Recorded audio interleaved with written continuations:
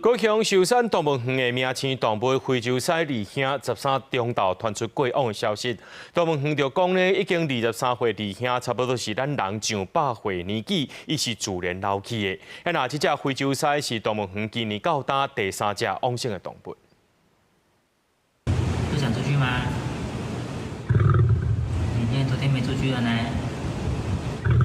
飼養員問一句，非洲獅二兄溜溜點頭，用叫聲來回應。這是壽山動物園飼養員2公前的答問，因為二兄狀況愈來愈無好，食少爬袂起來，尤其這半年來退化速度真緊。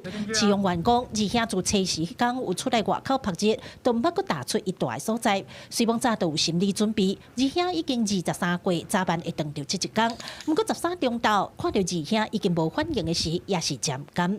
對我來說，它不只是一隻獅子，我是把它看成自己的家人來看待這樣子。之前來過就有看過它都會坐在那個板子上。是很謝謝他陪伴這麼多就是高雄的小朋友們，然後對，但是他應該就是也算是高齡高壽，所以也算是就是算是有得到很好照顧。包括二兄在內，壽山動物園今年到已經燒煞有3隻歲數懸的動物過往去。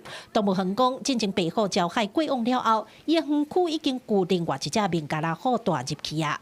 非洲獅阿里的園區會去找找甲國內外動物園的合作機會，引進大型的食草動物。而二兄的遺體也已經按照定數送去病科台了解死亡原因。後續我們也會來看看是不是有機會跟國內的一些博物館合作，看是不是可以把這些來做一個像是標本的一些教育展示的利用。一般野外獅會當活到15歲，人工飼養的大約18歲，23歲自然老去的二兄，若是壽山動物園目前上長過壽的非洲獅，嘛是園方用心照顧這塊動物的上好見證。